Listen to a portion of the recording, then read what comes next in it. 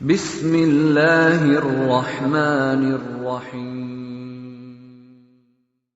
السلام علی سید الانبیاء والمرسلین، اما بعد فاعوذ باللہ من الشیطان الرجیم، بسم اللہ الرحمن الرحیم۔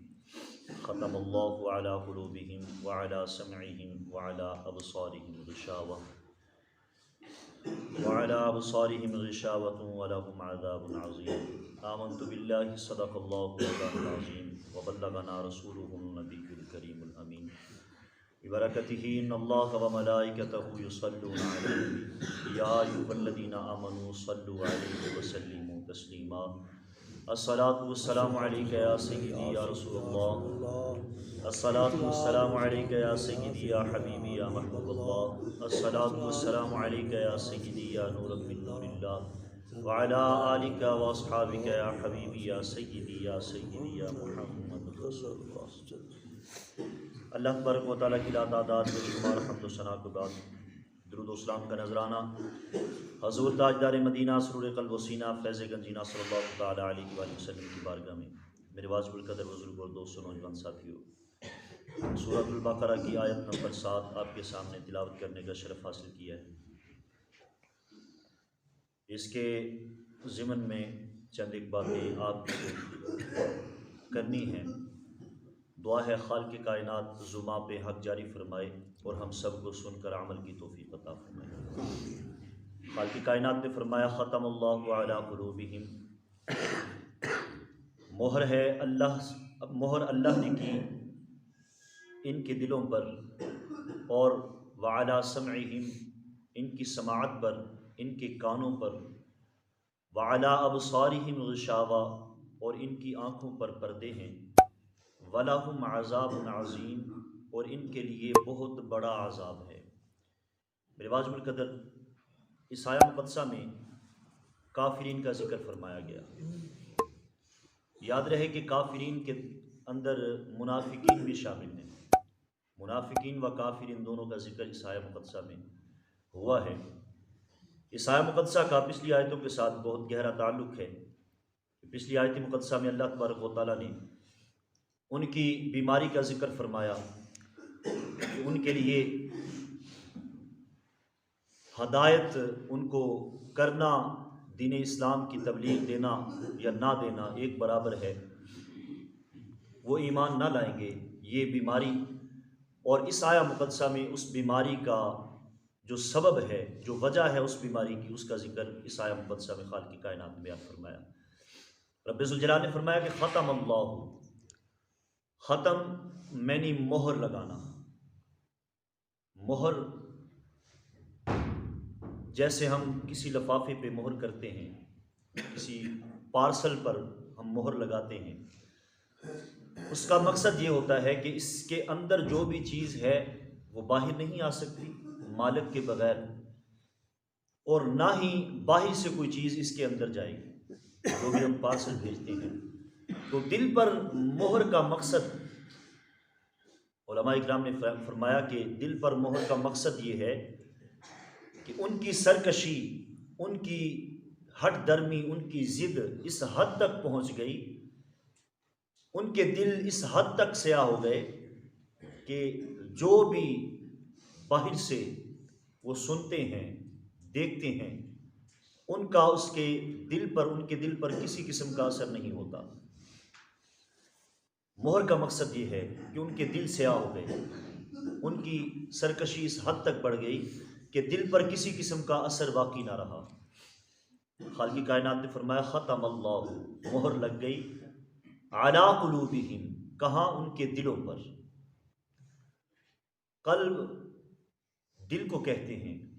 قلب کا لفظی معنی ہے الٹا ہونا یا پھیرنا، اور قلب کو قلب اسی لیے کہا جاتا ہے کہ یہ سینے کے الٹی سائڈ پہ الٹا لٹکا ہوا ہے، اور ہر وقت اس کا تصور، اس کا خیال پھرتا رہتا ہے۔ کبھی دکھی ہوتا ہے، کبھی خوش ہوتا ہے، کبھی اس کے اندر طوفان برپا ہوتے ہیں، کبھی یہ تنہا ہوتا ہے۔ یعنی تمام خیالات ہمیشہ ایک جیسا نہیں رہتا، بلکہ اس کی حالت پھرتی رہتی ہے، اس وجہ سے اس کو قلب کہا جاتا ہے۔ عموماً ہماری لغت میں، ہماری اصطلاح میں قلب اس چیز کا نام ہے، اس لوتھڑے کا نام ہے جو سینے کے الٹی سائڈ پہ لٹکا ہوا ہے، اسے ہم دل کہتے ہیں۔ لیکن قرآن پاک میں جہاں بھی ذکر ہوا، قلب کا ذکر جہاں بھی ہوا، دل کا ذکر جہاں بھی ہوا، قلب سے مراد وہ جذبات ہیں، وہ لطیف چیز ہے جس کا تعلق اس لوتھڑے سے ہے۔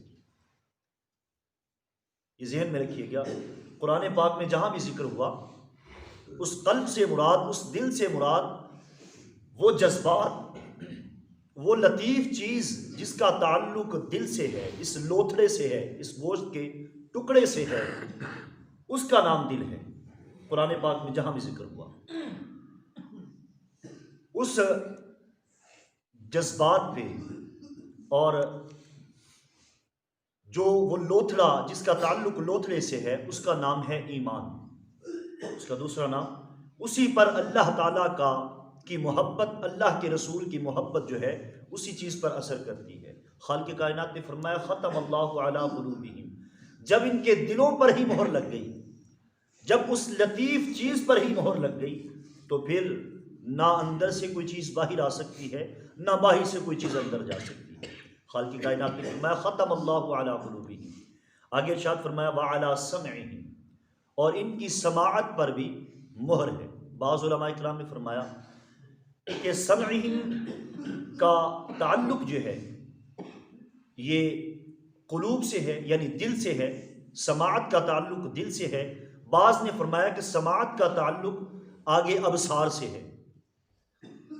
اگر سماعت کا تعلق قلوب سے کرتے ہیں، سمعہم اس کا تعلق قلوب سے کرتے ہیں، تو پھر ترجمہ یہ ہوگا کہ مہر اللہ تعالیٰ نے کی ان کے دلوں پر اور ان کی سماعت پر۔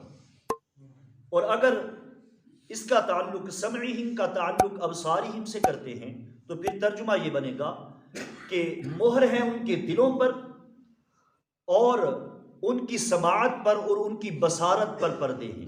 لیکن یہ تعلق جو ہے، پہلا تعلق جو ہے وہ زیادہ مناسب اور زیادہ بہتر ہے۔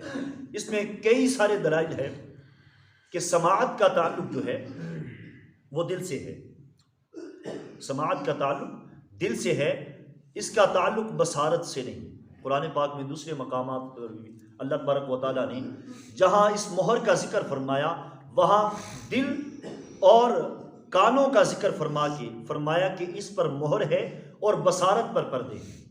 دوسری وجہ علماء کرام نے یہ بھی بیان فرمائی کہ آنکھوں پر پردہ مناسب ہے، کانوں پر اور دل پر مہر زیادہ مناسب ہے، اس وجہ سے کہ آنکھوں سے صرف سامنے والی چیز دیکھی جاتی ہے، لیکن کانوں سے، کان جو ہیں ہمارے، وہ ہر طرف کی چیز جو ہے، ہر طرف کی آواز جو ہے، نزدیک کی بھی اور دور کی بھی آواز سنتے ہیں۔ لہٰذا اس کا تعلق جو کانوں سے سنتے ہیں فوراً اس کا دل سے تعلق ہے اور دل پر اس کا اثر ہوتا ہے۔ لہٰذا سماعت کا تعلق زیادہ گہرا جو ہے وہ دل سے ہے۔ اس وجہ سے علماء کرام نے فرمایا کہ دل پر اور سماعت پر ان کے مہر ہے اور آنکھوں پر پردے ہیں۔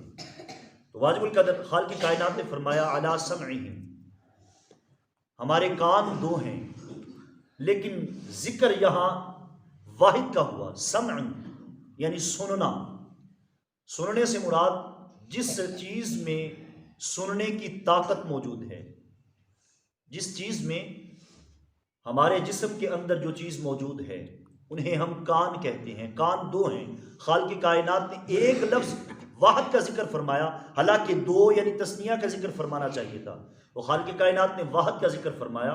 علماء کرام نے اس کی تحقیق میں لکھا کہ کان ہمیشہ دو ہی ہیں، لیکن ان کے اندر جو سننے والی طاقت جس کا نام پٹھا ہے، جو پٹھا موجود ہے وہ واحد ہے۔ دیکھیے کیسی سونے ترتیب دے نال، سونے طریقے کے ساتھ خالق کائنات نے قرآن پاک میں اس چیز کا ذکر فرمایا۔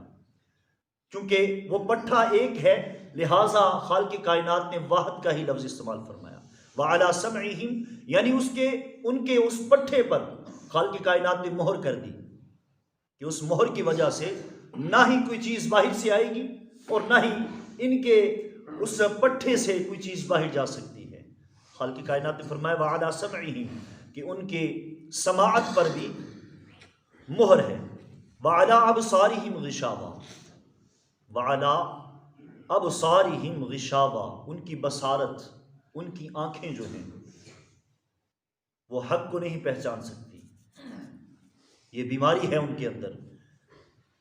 ابو جہل، ابو لہب، عتبہ، شیبہ، ان سب نے میرے محبوب صلی اللہ علیہ وآلہ وسلم کے بے شمار معجزے دیکھے، بے شمار معجزے دیکھے۔ چاند کو دو ٹوٹے ہوتے ہوئے دیکھا، دو ٹکڑے ہوتے ہوئے بھی دیکھا، کنکریاں کو کلمہ پڑھتے ہوئے دیکھا، پتھروں کو پانی پہ ترتے ہوئے بھی دیکھا، لیکن اس کے باوجود کلمہ نصیب نہیں ہوا۔ اس کی اصل وجہ یہ ہے وعلی ابصارہم غشاوہ، انہوں نے دیکھا تو صحیح، انہوں نے دیکھا تو صحیح، لیکن دیکھا محمد الرسول اللہ کو نہیں، محمد بن عبداللہ کو دیکھا۔ اگر محمد الرسول اللہ کو دیکھ لیتے تو ان کو ایمان نصیب ہو جاتا۔ انہوں نے دیکھا، جب بھی دیکھا محمد بن عبداللہ کو دیکھا۔ اگر میرے محبوب کا جلوہ دیکھ لیتے، میرے محبوب کا حسن دیکھ لیتے، دیکھتے کیسے؟ خالق کائنات نے اعلان فرما دیا وعلی ابصارہم غشاوہ، دیکھنے کی طاقت صرف آنکھوں میں موجود ہے۔ جب ان کی آنکھوں پر ہی پردہ ہے، جب ان کی آنکھوں میں وہ طاقت ہی نہیں، وہ بینائی ہی موجود نہیں جس سے وہ دیکھ سکے جلوہ مصطفیٰ کو، تو پھر انہوں نے جب بھی دیکھا محمد بن عبداللہ کو دیکھا۔ اگر محمد الرسول اللہ میرے محبوب کو دیکھ لیتے، اللہ کے اس پیارے نبی کو دیکھ لیتے، میرے محبوب کا حسن دیکھ لیتے، تو پھر کلمہ ضرور پڑھ لیتے۔ جنہوں نے میرے محبوب کا حسن دیکھا، جنہوں نے میرے محبوب کا جلوہ دیکھا، انہیں ایمان نصیب ہو گیا۔ لیکن خالق کائنات نے فرمایا ان کو ایمان نصیب ہو ہی نہیں سکتا۔ اس کی اصل وجہ یہ ہے کہ ان کے دلوں پر بھی مہر، ان کی سماعت پر بھی مہر، اور ان کے آنکھوں پر ایک ایسا پردہ ہے جو نظر نہیں آتا، جو دیکھنے میں نظر نہیں آتا، لیکن اس پردے کے ساتھ ان کو حق نظر نہیں آ رہا۔ وعلی ابصارہم غشاوہ، ان کی آنکھوں پر پردہ ہے۔ وَلَهُمْ عَذَابٌ عَظِيمٌ، یہ آخر میں ان کا انجام بیان فرما دیا۔ وَلَهُمْ، اور ان کے لیے جن پر در حقیقت جو ہے یہ نشانیاں جس کے اندر موجود ہیں، در حقیقت یہ اللہ تبارک و تعالیٰ کے بہت بڑے عذاب کی ایک نشانی ہے کہ خالق کائنات کی طرف سے وہ عذاب میں ہمیشہ دنیا میں بھی اور آخرت میں بھی عذاب میں ہی مبتلا رہیں گے، اور وہ ایسا عذاب ہے کہ نا ختم ہونے والا عذاب ہے۔ وَلَهُمْ عَذَابٌ عَظِيمٌ، بہت بڑا عذاب ہے۔ اللہ تبارک و تعالیٰ کی بارگاہ میں دعا ہے خالق کائنات قرآن پاک کو سمجھنے کی، سمجھ کر عمل کرنے کی بھی توفیق عطا فرمائے۔